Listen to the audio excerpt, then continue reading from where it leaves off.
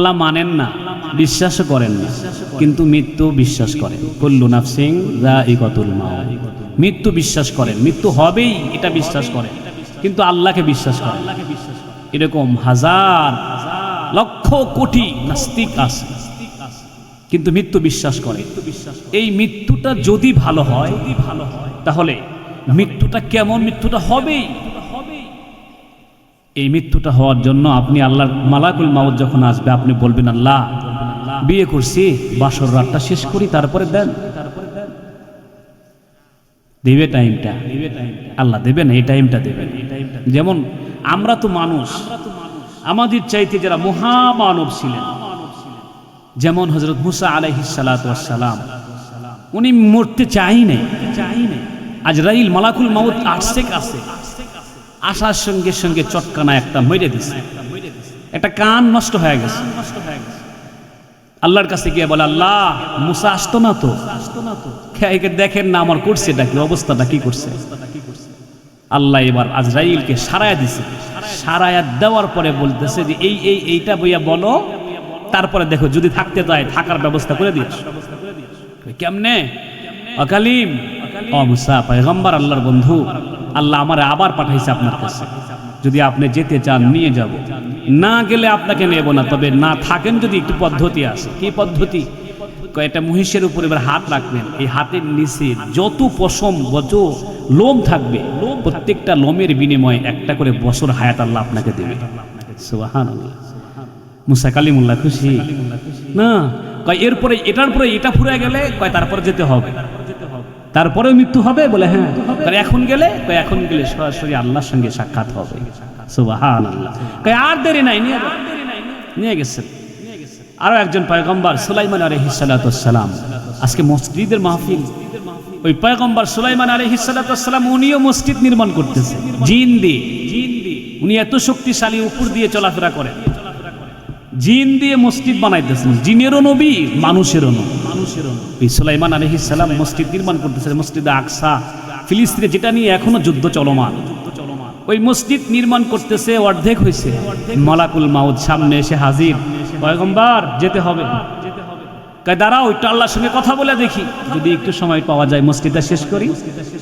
আল্লাহ বলছে, আল্লাহ একটু মসজিদটা শেষ করি, এরপরে ডাক দেন, তারপর আসি। আল্লাহ কয়, মসজিদ তো তোমার না, মসজিদ আমার। সুবহানাল্লাহ কয় না? মসজিদ কার? আল্লাহর। কয় মসজিদ তো আমার, আমি বানাবো। তুমি কেন বানাইবা? আমি বানাবো, চলে আসো। তো কেমনে? আমি চলে গেলে জিন তো পাজি, দুষ্ট যারা, এরা তো এই জাতি তো মসজিদ নির্মাণ করবে না। আল্লাহ কয়, সুলাইমান তোমার চিন্তা করতে হবে না, তুমি মরবা কিন্তু পড়বা না। সুবহানাল্লাহ। তুমি মরবা কিন্তু পড়বা না। কিতাবের ভিতরে আসছে, হযরত সুলাইমান আলাইহিস সালাম যখন রাগ হইতো, লাঠির উপরে এভাবে হাত দিয়ে থুতনিটা এবার হাতের উপর রেখা এমন ভাবে থাকতো, দাঁড়াতো, মনে হয় যেন তার শরীরের প্রত্যেকটা পশম এক একটা অ্যাটমি বোমা হয়ে গেছে। সুবহানাল্লাহ। তার এই অ্যাটমি বোমা পশম দেখা জিন জাতি ভয়ে থরথর করে কাঁপতো, যে এই পশম সুইটা যদি একটা লাগে আমরা বাঁচবো না। কাজ করতেছে, এরকম ভাবে দাঁড়ায় আছে, জানটা নিয়ে গেছে আজরাইল, কিন্তু পড়তেছে না। এদিক থেকে উলু পোকা খায়, লাঠি খাচ্ছে উলু পোকা, আর ওই দিক দিয়ে মসজিদের কাজ নির্মাণ করতেছেন জিন। কাজ শেষ, একজন আসছেন কাছে এসে কয়, ডাক দেয়, আর পয়গম্বর দাঁড়ায় না। উলু পোকাও খেয়ে ফেলছে, পড়ে গেছে। জিনের ভিতরে ডাক্তার জিন যেটা, এটা এসে দেখে আজকের মরা না, অনেক আগের মরা। কয় করলামটা কি রে আমরা, যার ভয়ে কাজ করলাম সে তো অনেক আগেই মারা গেছে। মসজিদ বানানোর জন্য সময় চাইলেও আল্লাহ সময় দেয় না, সময় দেবে না, সময়টা হবেই। ইদা জা আজালুহুম লা ইস্তাখিরুনা সাআতাও ওয়া লা ইস্তাকদিমুন। এক সেকেন্ড আগেও হবে না, পরেও হবে না, নির্ধারিত সময়ই আসবে। এই যে গত 2 দিন আগে আমাদের এখান থেকে একজন মানুষ আমরা হারায় ফেলছি, আব্দুর রাজ্জাক সাহেব। উনি কি মরার মতো মানুষ ছিলেন? মানুষ বুড়া হলে মরে যায়, এটা মেনে নেওয়া যায়, বুড়াও তো হয় না, আল্লাহ তারে নিয়ে গেছে, এটা আল্লাহর ইচ্ছা, এসে চলে গেছে। আমরা তাম পৃথিবীর মানুষ একযোগে যদি হরতাল ডাকতাম, তারপরেও কি রাখতে পারতাম? আব্দুর রাজ্জাক সাহেবকে আমরা রাখতে পারতাম না। এভাবে আমাদেরকেও একদিন আমাদের সামনে মালাকুল মাউত দাঁড়ায়া যাবে, আমাদের আর কোনো সময় দেবে না, নিয়ে যাবে। যেতে হবে। তো ওই মৃত্যুটা যদি আমাদের ভালো হয়, নবীজি বলেন ফুলান ইবনে ফুলান আন নবী হুরায়রা রাদিয়াল্লাহু তাআলা আনহু قال قال رسول الله صلى الله عليه وسلم من مات وهو يعلم لا اله الا الله فدخل الجنه سبحان الله। যদি কোনো ব্যক্তি মৃত্যুর সময় মালাকুল মাউত তার সামনে এসে গেছেন, ঠিক এই সময় যদি কোনো মানুষ শুধু এতটুকু জানে আল্লাহ ছাড়া কেউ নাই, এই মানুষটা মরবে তো হাসতে হাসতে জান্নাতে চলে যাবে। কত সহজ, হাসতে হাসতে জান্নাতে চলে যাবে এই মানুষটা। শুধু মৃত্যুর সময় জানবে এতটুকু লা ইলাহা ইল্লাল্লাহ, আল্লাহ ছাড়া কেউ নাই, এই মানুষটা হাসতে হাসতে জান্নাতে চলে যাবে। এখন এই শুধু যদি লা ইলাহা ইল্লাল্লাহ পড়ে মরে যায়, সে ব্যক্তি হাসতে হাসতে জান্নাতে চলে যায়। যে ব্যক্তি কোরআন পড়ে পড়ে মরে যাবে, যে ব্যক্তি নামাজে দাঁড়ায় দাঁড়ায় মরে যাবে, যে ব্যক্তি হাদিস পড়াইতে পড়াইতে মরে যাবে, যেই ব্যক্তি ওযু অবস্থায় মারা যাবে, যেই ব্যক্তি তাহাজ্জুদের মাসাল্লায় সিজদারত অবস্থায় মারা যাবে, তাহলে তার দামটা কেমন হবে? সুবহানাল্লাহ, সুবহানাল্লাহ। কিছু মৃত্যু বড় আজীব, বড় সুন্দর মৃত্যুর কিছু আলামত আপনাদের কাছে উপস্থাপন করি। যদি দিলটা কাঁপে, যদি দিলটা ঘামে, কিছু সুন্দর মৃত্যুর কথা বলি। আমাদের একটা আকাবির যুগশ্রেষ্ঠ মুহাদ্দিস আবু যুরআ রাহমাতুল্লাহি আলাইহি, উনি এমন মাপের আলেম ছিলেন, নবীজির 7 লক্ষ হাদিস ওনার 6 লক্ষ মুখস্থ। সুবহানাল্লাহ, সুবহানাল্লাহ। আবু যুরআ রাহমাতুল্লাহি আলাইহি, ওনার ছাত্র একদিন, ছাত্র কয় কি কয়, ছাত্র আর বিয়ে করছে, ছাত্র স্ত্রীর সঙ্গে তর্ক লাগছে, তর্ক লাইগা সব স্ত্রী তো এক সমান না, অনেক জাত আছে। তো এই স্বামী আর ছাত্র আর ছাত্রের স্ত্রী ঝগড়া লাগছে। ছাত্র কয়া ফেলছে, এই জানোস আমি কার ছাত্র? কয় কার ছাত্র? কয় আমার ওস্তাদের 1 লক্ষ হাদিস মুখস্থ আছে। স্ত্রী তো তাই রে, 1 লক্ষ হাদিস, মামা বাড়ির মুরগি চাইলাম আর খাইলাম, 1 লক্ষ হাদিস মুখস্থ করা 4টাখানি কথা। মানে এমন ভঙ্গিতে বলছে, ছাত্র রাগ হয়ে গেছে, ওস্তাদের প্রতি বেশি মহব্বত, বেশি প্রেম। ওস্তাদ বলে ফেলছে, আমার ওস্তাদের যদি 1 লক্ষ হাদিস মুখস্থ না থাকে, 2-3 তালাক। এইটা করার পরে কি আর উপায় থাকে? সারা ঝগড়াঝাটি শেষ হয়ে গেছে। যখন শেষ হওয়ার পরে তো স্ত্রী স্বামী দুজনেতে এবার একটু নত হয়েছে, করলামটা কি, রাগের বশতে করলামটা কি। এটা রাগে করলেও হয়, আস্তে আস্তে কইলেও হয়, তালাক বললেই সর্বনাশ। তো এই পরে দেখছে স্ত্রী স্বামী দুজন মিলে বসছে, করলামটা কি। সকালবেলা স্বামী স্ত্রী ওস্তাদের কাছে গিয়ে বলছে, ওস্তাদ আপনার ছাত্র তো কাজ করে ফেলাইছে। কি করছে? কয় ওস্তাদ বলে ফেলছে 1 লক্ষ হাদিস যদি মুখস্থ না থাকে তাহলে 2-3 তালাক। ওস্তাদ জি তাহলে আমি আসি না গেছি? ওস্তাদ জি কয় তুমি আসো, সংসার করো, সুখে শান্তিতে করো। তোমাদের যেমন সূরা ইখলাস মুখস্থ, কুলহুর সূরা যেমন মুখস্থ, আমি আবু যুরআর কাছে 1 লক্ষ হাদিস তেমন মুখস্থ। সুবহানাল্লাহ। যাও সংসার করে খাও। এই আবু যুরআ হাদিসের মসনদের ভিতরে বসে ছাত্রদের হাদিস পড়াইতেছে, পড়ানো অবস্থায় মালাকুল মাউত তার সামনে এসে উপস্থিত। মালাকুল মাউত একবার যদি আসে আর কি তারা দেখা যায়? মৌতের জাকামদানি তার ভিতরে, মৃত্যুর উপসর্গ উঠে গেছে। আবু যুরআ রাহমাতুল্লাহি আলাইহি মৃত্যুর উপসর্গ। এই সময় ছাত্ররা টের পাইছে, বুঝতে পারছে আমার ওস্তাদ তো মৃত্যুর উপসর্গ উঠে গেছে, এখনই মরে যাবে। ছাত্ররা যার যার রিওয়ায়াতে হাদিস পড়তেছে, হাদিস জোরে জোরে পড়তেছে, ওস্তাদের মৃত্যুটা সহজ হয়। ঠিক মৃত্যুর আগ মুহূর্তে আবু যুরআ নাড়াচাড়া দিয়ে উঠে, এই ছাত্ররা তোমরা যার যার রিওয়ায়াতে হাদিস পড়ে কেন, তোমরা থামো, আমি হাদিস পড়াই। সুবহানাল্লাহ, সুবহানাল্লাহ। ফুলান ইবনে ফুলান عن أبي هريرة رضي الله تعالى عنه قال قال رسول الله صلى الله عليه وسلم من مات وهو يعلم لا إله إلا الله এতটুকু পড়ছে মালাকুল মাউত আবু যুরআর জানটা বের করে নিয়ে গেছে। একদিক থেকে একটা মাসআলা যদি হল করা হয়, একটা মাসআলা যদি কোনো মানুষকে শিখানো হয়, হাজার রাকাত নফল ইবাদতের চাইতেও এই একটা মাসআলা শিক্ষা দেওয়ার সব বেশি হয়ে যায়। কিতাবের ভিতর লেখেন আবু যুরআ এক দিক দিয়ে মালাকুল মাউত দেখে, অন্য দিক দিয়ে মালাকুল মাউতের সঙ্গে দেখা, অন্য দিক দিয়ে হাজার মৃত্যুর আগে হাজার রাকাত নফলের সব নেওয়ার জন্য হাদিস মাসআলা শিক্ষা দিতেছেন। এমন হাদিস বলতেছেন যেটা পড়লে বিনা হিসেবে হাসতে হাসতে জান্নাতে যাওয়া যায়। লা ইলাহা ইল্লাল্লাহ, এটা পড়তে পড়তে চলে যায়। সম্মানিত প্রিয় এলাকাবাসী, লম্বা করার সুযোগ নাই, খুব সংক্ষিপ্ত আকারে আরো কিছু আমি এখান থেকে কেটে দিলাম। মজার কিছু কথা ছিল কিন্তু বলার মতো সুযোগ হলো না। আমার আগে বেশ 20টা মিনিট খেয়ে ফেললো। আমি চাইছিলাম যে আপনজন সারা বাংলাদেশ ওয়াজ করতেছি, চাইছিলাম আপনাদের নিয়ে আজকে সুন্দর কিছু কথা বলার জন্য, কিন্তু 20টা মিনিট হেরে গেল, যার কারণে আমি ভালো কথাগুলাও শেষ করে দিয়ে আমি সামনের দিকে একটু আগায় যাইতেছি। আল্লাহর একটা এই যুগ শ্রেষ্ঠ একজন আল্লাহর ওলি বাদশাহ ছিলেন, যার নাম হলো ইব্রাহিম বিন আদহাম। নাম শোনেন নাই? যুগ শ্রেষ্ঠ একজন বাদশাহ ছিলেন ইব্রাহিম বিন আদহাম। উনি এই মৃত্যু এমন সময় একটা মৃত্যু এসে গেছে। ইব্রাহিম বিন আদহাম উনি এমন একটা বাদশাহীর সিংহাসনে বসে ক্ষমতার মজা তার নাই, মালিকের গোলামির ভিতরে সে মজা পায়। এই বাদশাহ ইব্রাহিম বিন আদহাম সিংহাসনে বসে আল্লাহ খুঁজে পায় না।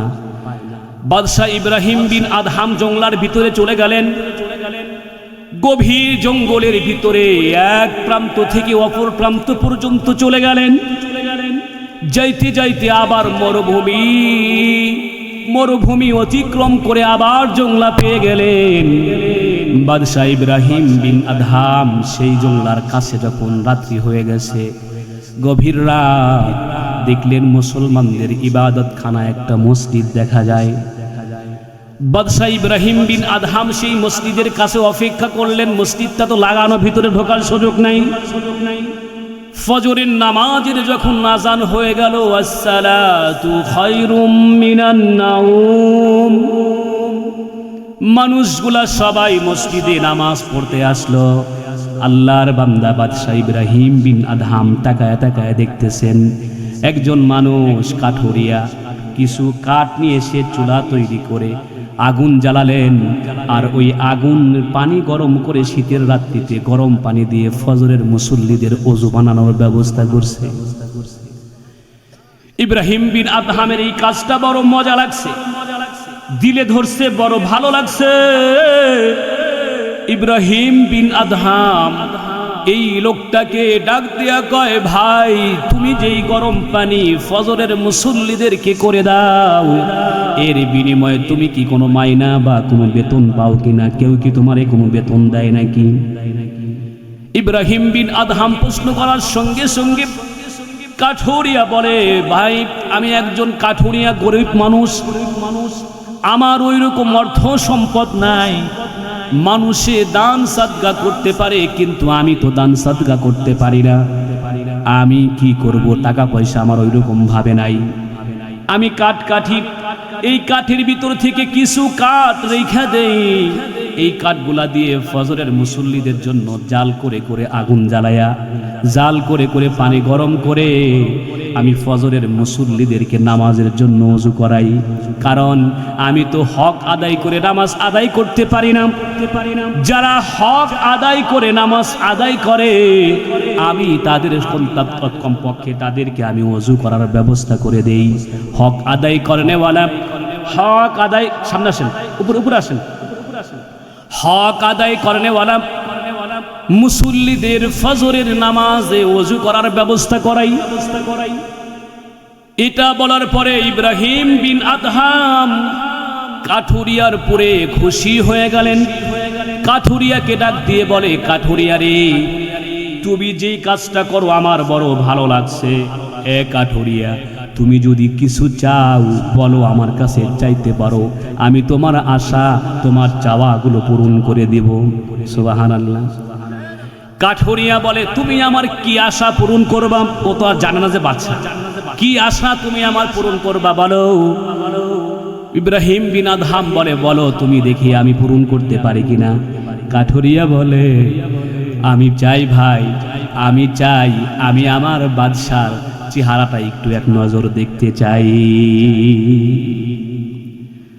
ভাইরে, আমি আমার পায়দল সফর করে মরুভূমির পরে মরুভূমি অতিক্রম করে অনেকবার বাদশার সিংহাসন পর্যন্ত চলে গিয়েছি, কিন্তু বাদশাকে কোনোদিন দেখতে পাই নাই।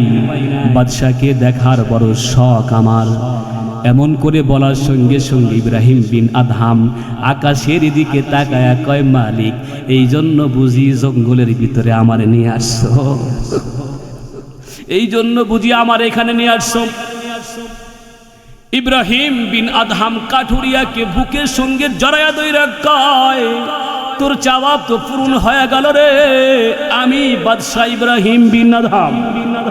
কয় তাই? হ্যাঁ, আমি বাদশাহ ইব্রাহিম বিন আদহাম। কয় তাইলে তো আমার আরো একটা চাওয়া আছে। কয় কি চাওয়া? কাঠুরিয়া বলে, ও বাদশাহ, আমার চাওয়া হলো, আমার যেই বাদশাহ সিংহাসনে বৈশা ক্ষমতার মজা যার ভালো লাগে না, মালিকের গোলামি যার ভালো লাগে, ওই বাদশাহ যদি আমার জানাজা পড়াইতো তাইলে আমি খুশি হয়ে যাইতাম। কিতাবটার ভিতরে লিখছেন, এই কাঠুরিয়া এমনটা বলতে বলতে আসমানের দিকে তাকায়া বলে, মালিক, নৈরাশ কইরো না, আমার আশাটা ভেঙ্গে দিও না। এইভাবে আকাশের দিকে তাকায়া তাকায়া যখন বলতেছেন, লা ইলাহা ইল্লাল্লাহু মুহাম্মাদুর রাসূলুল্লাহ, এটা বলা শেষ, কাঠুরিয়ার জানটাও নিয়ে গেছে।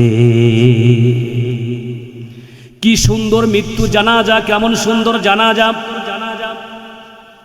কেমন সুন্দর বাদশার জানাজা তার নসিব হয়ে গেল। আবার এমনও তো যদি কারো বড় আলেমের জানাজা পাওয়াও বড় ভাগ্যের বিষয়, ঠিক কিনা বলেন? এই যে আমরা দেখলাম আমাদের দেশনেত্রী বেগম খালেদা জিয়ার জানাজা যিনি পড়ালেন, শুধু বাংলাদেশের বড় আলিম না, পুরো এশিয়া মহাদেশের ভিতরে বড় শ্রেষ্ঠ আলেম। সুবহানাল্লাহ। তার জানাজা, তার খাটনিটা কাঁধে নেয় কে? ডক্টর মিজানুর রহমান আজহারি।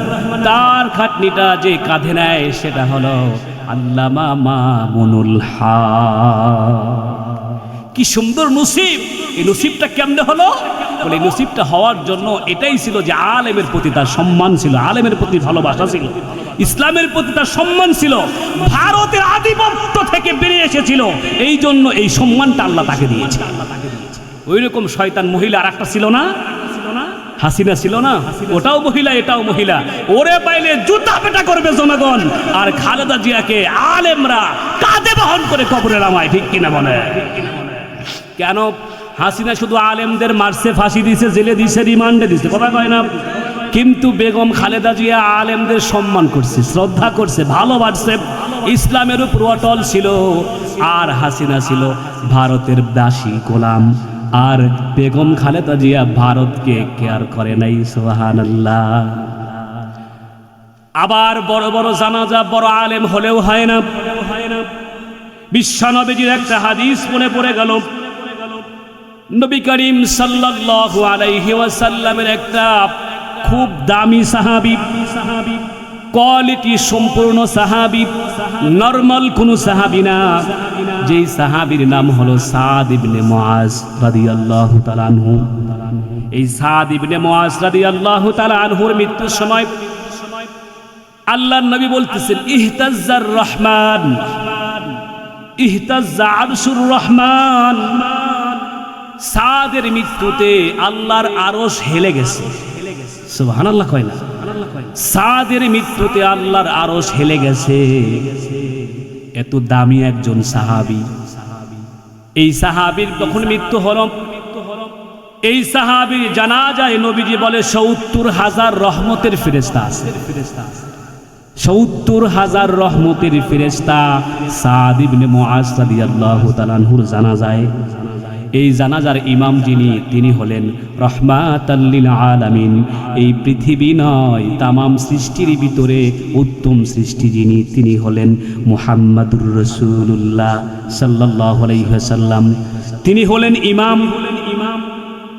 ৭০,০০০ রহমতের ফেরেশতা এই জানাজায় অংশগ্রহণ করেছে। জানাজার নামাজ সম্পূর্ণ হয়ে গেল। সাদ বিন মুআজ রাদিয়াল্লাহু তাআলা আনহুকে কবরস্থানে নিয়ে যাওয়া হলো। সবচাইতে আশ্চর্যের বিষয় হলো সাদকে দাফন কার্য সম্পন্ন করা হলো। সাদের কবরের কাছ থেকে সকল সাহাবীরা চলে আসলেন, কিন্তু রহমাতাল লিল আলামিন নবীজি সরেন না। কি আশ্চর্য একটা মৃত্যু! যার মৃত্যুতে আল্লাহর আরশ হেলে যায়, যার মৃত্যুতে, যার জানাজায় ৭০,০০০ রহমতের ফেরেশতা অংশগ্রহণ করে, যার জানাজার নামাজ রহমাতাল লিল আলামিন, ওই ব্যক্তির কবরের পাশ থেকে বিশ্ব নবীজি সরে না। রহমাতাল লিল আলামিন নবীজি সাদ ইবনে মুআজ রাদিয়াল্লাহু তাআলা আনহুর কবরের পাশে দাঁড়ায় আছেন। সকল সাহাবী চলে আসছেন, অনেক দূরে চলে গেছেন। আল্লাহ নবী সরেন না। হঠাৎ করে নবীজি চিল্লায়া চিল্লায়া পড়তেছে সুবহানাল্লাহ, আলহামদুলিল্লাহ, লা ইলাহা ইল্লাল্লাহ, আল্লাহু আকবার, আল্লাহু আকবার। নবীজি আমার চিল্লায়া চিল্লায়া তাসবিহগুলা পড়তেছিল। তাসবিহ শেষ করে যখন নবীজি আবার যখন গন্তব্যের দিকে রওনা হলেন, সাহাবায়ে কেরাম জিজ্ঞাসা করলেন, ইয়া রাসূলুল্লাহ, ইয়া হাবিবাল্লাহ, নবীজি এতদিন তো দেখলাম অনেক মানুষকে দাফন করলেন, এমন দেখি নাই, কিন্তু আজকে সাদ ইবনে মুআজের কবর থেকে আপনি সরলেন না, আবার চিল্লায়া চিল্লায়া তাসবিহর শব্দগুলো আপনি বললেন কেন ইয়া রাসূলুল্লাহ, জানতে চাই। নবীজি আমার ডাক দিয়া কয়, সাহাবীরা রে, তোমরা, আমি যা দেখি তোমরা তা দেখতে পাও না, আমি নবীজি যা শুনি তোমরা তাও শুনতে পাও না। সাহাবীরা রে, আমি দেখলাম আমার সন্তান সাদের কবরে যখন রাখছি তোমরা চলে গেলা, আমি দেখলাম সাদের কবরের ভিতরে মাটিটা দাবাড়ে শুরু করছে, দুই দিক দিয়ে চাপনি দিতেছে, আমি দেখছি। সাহাবীরা আমার চোখের সামনে আমার সন্তানটা মাটি চাপানি দেয়, মাটি দাবাড়ি দেয়, আমি সহ্য করতে না পাইরা চিল্লায়া চিল্লায়া মালিকের এই তাসবিহগুলা পড়তেছিলাম। আমার এই তাসবিহ শুনে মালিক কবরকে একটা ধুমকি মারছে, এরে কবর, তোর পাশে দাঁড়ায়া কে সুবহানাল্লাহ পড়ে তুই দেখোস না? একান্ত প্রিয় আপনজনেরা, শুধুমাত্র সাদের, যেই সাদের আল্লাহর আরশ হেলে যায়, যেই সাদের মৃত্যুতে জানাজায় ৭০,০০০ রহমতের ফেরেশতা জানাজায় অংশগ্রহণ করে, যেই সাদের জানাজার ইমামতি করেন নবীজি, সুবহানাল্লাহ। সাহাবায়ে কেরাম ওরা জানাজায় অংশগ্রহণ করছে, ওই সাদের যদি এমন অবস্থা হয় তাহলে আমাদের কি হবে? আমরা কখনো ভাবি কি সারা জীবন কি করলাম এইটা দেখার টাইম নাই। শুধুমাত্র মালিক যদি কিয়ামতের দিন বা কবরে প্রশ্ন করে, আগামীকাল বা গতকাল, আজকে মরছো, গতকাল কি করছো, গতকালের হিসাবটা দাও, গতকালকে ৫ ওয়াক্ত নামাজ পড়ার কথা ছিল, কেমনে পড়ছো? কথা বলেন। শুধুমাত্র যদি মৃত্যুর আগের দিনের হিসাবটা আল্লাহ চায়, ৫ ওয়াক্ত নামাজ কি পড়ছো বান্দা? কয় পড়ছি। কেমনে পড়ছো? তুমি কি কেরাতটা খুব সুন্দর করে পড়ছিলা কিনা, আদায় করে পড়ছো কিনা? তুমি কি রুকুর তাসবিহটা সুবহানা রাব্বিয়াল আযিমটা খুব সুন্দর করে পড়ছো কিনা বলো? তুমি কি সিজদার তাসবিহটা সুবহানা রাব্বিয়াল আ'লা ভালো করে পড়ছো কিনা বলো?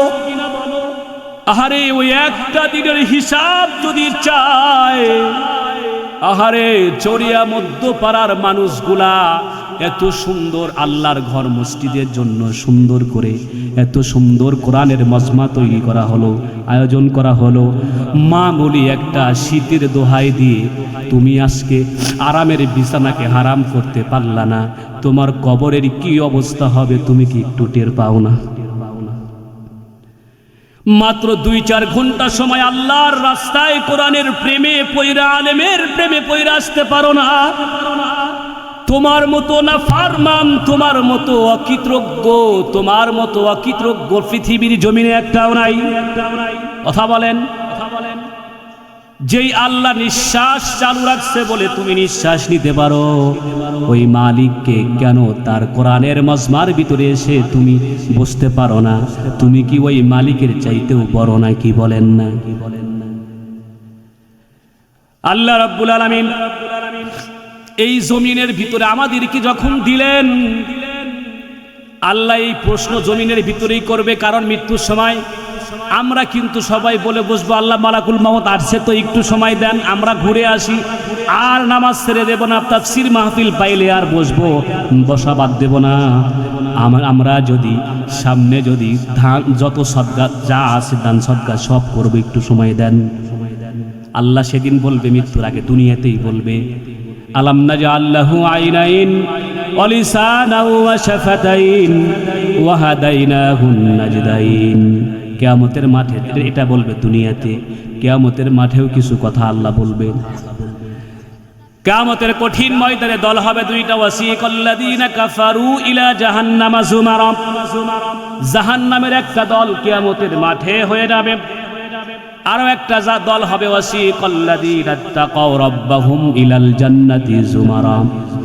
জাহান্নামীর দল যখন জাহান্নামের কাছে যাবে, এই জাহান্নামীদেরকে মালিক জিজ্ঞাসা করবে, হাত্তা ইযা জাউহা ফুতিহাত আবওয়াবুহা ওয়া ক্বালা লাহুম খাযানাতুহা আলাম ইয়াতিকুম রুসুলুম মিনকুম ইয়াতলুনা আলাইকুম আয়াতি রাব্বিকুম ওয়া ইনযিরুনাকুম লিকাআ ইয়াউমিকুম হাযা قالوا بلى ولكن حقت كلمة العذاب على الكافرين قيل ادخلوا أبواب جهنم خالدين فيها فبئس مثوى المتكبرين। আজকে যারা এই সুন্দর তাফসীর মাহফিল পাওয়ার পরেও যারা আসতেছে না, যারা নিজের আরামের বিছানাকে হারাম করতে পারতেছে না, নিজের বিছানাকে আল্লাহর চাইতে বড় মনে করে, এই নাফরমান গুলাকে কিয়ামতের মাঠে আল্লাহ জিজ্ঞাসা করবে, এ নাফরমানের আজকে তোরা এখানে কেন আসছিস? তোদের কাছে কি আমি নবী রাসূল দেই নাই? তোদের কাছে কি আমি কোরআন হাদিস দেই নাই? তোদের কাছে কি আমি হক্কানি আলেম ওলামা দেই নাই? ওরা সেদিন বলবে হ্যাঁ দিয়েছিলেন। আল্লাহ বলবে কি করছস? ওরা সেদিনও বলবে অস্বীকার করেছিল। দুনিয়াতে নাফরমান যারা নাফরমান জাহান্নামী হবে, এরকম নাফরমান দুনিয়াতে আছে। আলেম দেখলে, দাড়ি দেখলে, টুপি দেখলে চুলকায় কিনা? শুধুমাত্র কেবলমাত্র বেগুনে এলার্জি না, দাড়ি টুপি লম্বা জামা দেখলেও কিছু মানুষের অ্যালার্জি আছে না নাই?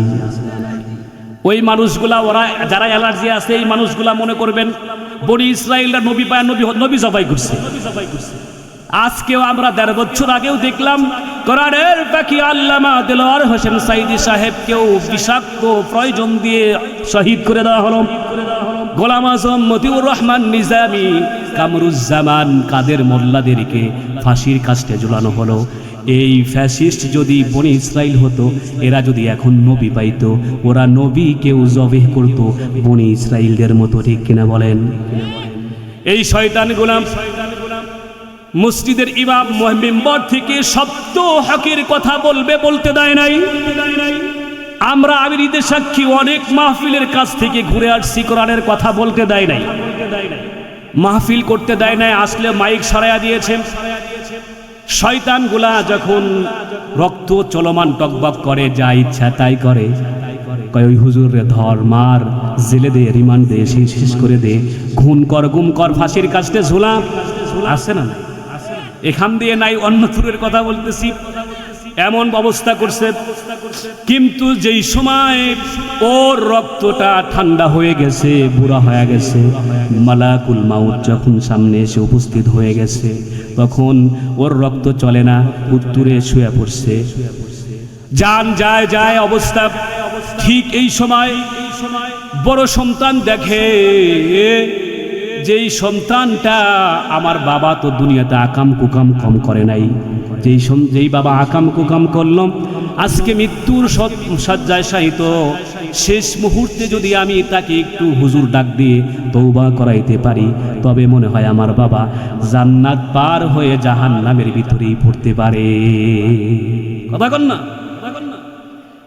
বড় সন্তান হুজুরের কাছে গেলেন, হুজুর, আমার বাবা মৃত্যু শয্যায় শায়িত, মৃত্যুর উপসর্গে উঠে গেছে, আসেন না একটু আমার বাবার শেষবারের মতো তওবা পড়াইয়া দেন। হুজুর শুনছে কে? কয় অমুক মুরব্বী। হুজুরের দিলটা একেবারেই ভেঙে গেছে।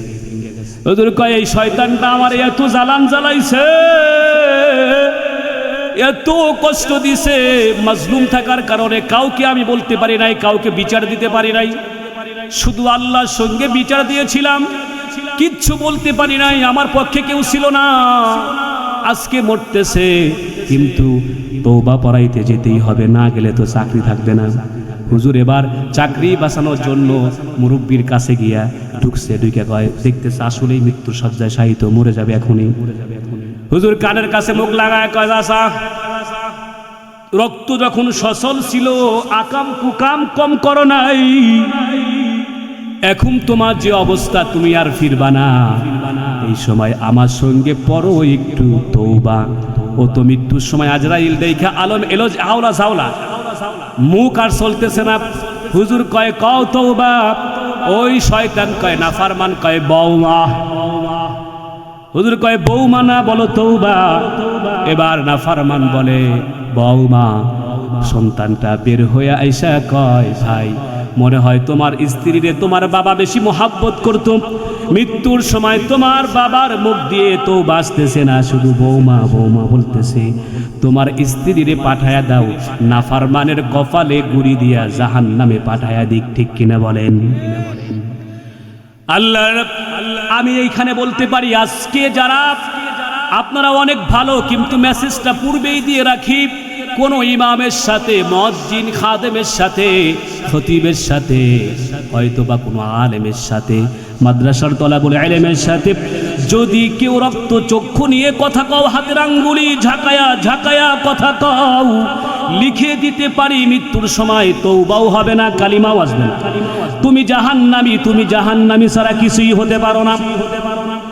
এই মৃত্যুর আগে যখন মানুষগুলা বলবে, আল্লাহ একটু সময় দাও, আল্লাহ এবার মানুষগুলাকে বলে, আলাম নাজআল লাহু আইনাইন, এখন কেন তুমি সময় চাও বলো, আমি কি তোমারে দুনিয়ার ভিতরে দুইটা চোখ দেই নাই? বলেন, চোখ দুইটা আছে না নাই? দুইটা চোখ দেই নাই। চোখ দিয়েছিলাম কি জন্য আর কি করলাম? মালিক বলে, চোখ দিয়েছিলাম অন্যের অতীত দেখা দেখা নিজের ভবিষ্যৎ সাজানোর জন্য, দুইটা চোখ আমি তোমারে দিয়েছিলাম, কিন্তু তুমি অন্যের অতীত দেখলা না, নিজেই বড় নাফরমান হয়ে গেল কেন? এই মানুষগুলো আল্লাহ কয়, চোখ দিয়েছিলাম আমি, হলো ওই যে আবু জাহেল, উতবা, সাইবা, ওয়ালিদ বিন মুগীরা, শেখ হাসিনার অতীত দেখা দেখা নিজের ভবিষ্যৎ সাজানোর জন্য, শেখ হাসিনার অতীত দেখা নিজের ভবিষ্যৎ সাজানোর জন্য আমি তোমারে দুইটা চোখ দিয়েছিলাম। চোখ দিয়েছিলাম আমি আল্লাহ দেখার জন্য, আমি আর চোখ দিয়ে সব দেখলা, কিন্তু আল্লাহ দেখলা না। এরে না ফারমান, সাগর দেখলা, সাগরের মালিক দেখলা না, পাহাড় দেখলা, পাহাড়ের বানানেওয়ালা দেখলা না। আমি দিয়েছিলাম চোখ, সাগর দেখবা তো দেখবা, সাগরের মালিক সহ দেখবা। সুবহানাল্লাহ। কেমনে দেখবা? কয় 4টা মাটি বালতির ভিতরে রাইখা একটা ডাল ঢুকায়া দিয়া ছাদের উপর রাখলা, কিছুদিন পরে জাল থেকে পাতা বের হয়, আবার সুন্দর একটা গোলাপ বের হয়। তুমি বলতেছো মাটি থেকে ফুল হয়েছে, মাটি কেমনে ফুল হয়? কথা কয় না। মাটি কেমনে আম হয়, জাম হয়, কাঁঠাল হয়? বলে মাটি থেকে ফুল, আম, জাম, কাঁঠাল, কমলা, লেবু হয় না, হয় না, মালিক দেয় তাই হয়। এই আল্লাহ ওয়ালারা শুধুমাত্র গোলাপ দেখে না, এই গোলাপ দেখা দেখা কয় আলহামদুলিল্লাহ, এই তো সুন্দর গোলাপ যিনি বানাইছেন, না জানি সে কত সুন্দর। কয় আলহামদুলিল্লাহ। এই আলহামদুলিল্লাহ পড়ছে, সুবহানাল্লাহ পড়ছে, এটা যেন আল্লাহ দেখা হয়ে গেছে। সুবহানাল্লাহ। আল্লাহ কয় এই জন্য চোখ দিছি, এই জন্য চোখ দিছি, চোখ দিয়া দেখবার আমরা শুকরিয়া আদায় করবা, এই জন্য দিছি, এই জন্য দিছি। এ না ফারমানেরা, আজকে তোমরা এখানে আসছো, আজকে কেন সময় চাও? ওয়ালিসানা ওয়া শাফাতাইন, আমি কি তোমাদেরকে একটা জিহ্বা দেই নাই? আমি কি তোমাদেরকে 2টা ঠোঁট দেই নাই? জিহ্বা ঠোঁট ছাড়া কেউ আছেন? আল্লাহ কয় জিহ্বা, আমি কি তোমাদের একটা জিহ্বা দেই নাই, 2টা ঠোঁট দেই নাই? আজকে কেন সময় চাও? জিহ্বা দিয়েছিলেন, সায়েন্স বলে জিহ্বার কাজ 3টা, আর আল্লাহ ঈমান বলে জিহ্বার কাজ 4টা। বিজ্ঞান বলে ঠোঁটের কাজ 2টা, আর ঈমান বলে ঠোঁটের কাজ হলো 3টা। আল্লাহ এবার বলতেছেন সর্বশেষ যেই দামি কথাটা বলছেন, খুব ভালো করে শোনেন। আল্লাহ বলেন ওয়াহাদাইনাহুন নাজদাইন, নাই এসেন না তো, ওয়াহাদাইনাহুন নাজদাইন। এ দুনিয়ার মানুষগুলা, আমি কি তোমাদের 2টা রাস্তা দেই নাই? এই কথা বলেন, রাস্তা কয়টা দিছে আল্লাহ? আল্লাহ কয় 2টা রাস্তা দিছি, তো দিছি, চিনাইয়া দিছি। কেমনে? কয় ডান আমি আল্লাহ চিনাইছি, বাম আমি আল্লাহ চিনাইছি। আরো সহজ করে চেনেন, বলে আগুনে হাত দিলে হাত পুড়ে যায়, এটা জানেন নাকি? জানেন নাকি? সবাই জানেন না? শিখাইছেন কে? বরফে হাত রাখলে হাত ঠান্ডা হয়, শিখাইছেন কে? আল্লাহ শিখাইছেন। কয় নামাজ পড়ছে জান্নাতের রাস্তা, রোজা রাখছে জান্নাতের রাস্তা, যাকাত দিয়েছে জান্নাতের রাস্তা, তাফসীর মাহফিলে বসছে জান্নাতের রাস্তা। নামাজ পড়ে নাই জাহান্নামের রাস্তা, রোজা রাখে নাই জাহান্নামের রাস্তা, দান সাদকা যাকাত দেয় নাই জাহান্নামের রাস্তা। তাফসীর মাহফিল সাজাইছে, কিন্তু আরামে কম্বলের ভিতরে শুয়ে আছে, আসে নাই জাহান্নামের রাস্তা। এই জন্য আল্লাহ দুনিয়াতেও বলবে, আমি তোমাদের 2টা চোখ দিয়েছিলাম, 2টা ঠোঁট দিয়েছিলাম, একটা জিহ্বা দিয়েছিলাম, আমি তোমাদের 2টা রাস্তাও চিনাইয়া দিয়েছিলাম, দেখাইয়া দিয়েছিলাম। এরপরেও আজকে সময় চাও, আর সময় দেওয়ার মতো টাইম আমি আল্লাহর কাছে নাই।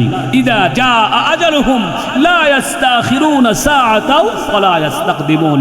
মালিক ধরবে, এ ধরার থেকে আর বাঁচার মতো কোনো শক্তি, ইচ্ছা, সাহস কারো থাকবে না। এই জন্য ওই মৃত্যু নামক যন্ত্রটা আমাদের কাছে আসার আগেই আমাদেরকে মৃত্যুর কিছু তোহফা, আল্লাহ নবী বলেন তুহফাতুল মুমিনিল মাউত, মুমিনের জন্য মৃত্যু হলো উপহার স্বরূপ। আমরা সেই মুমিন হব ইনশাআল্লাহ।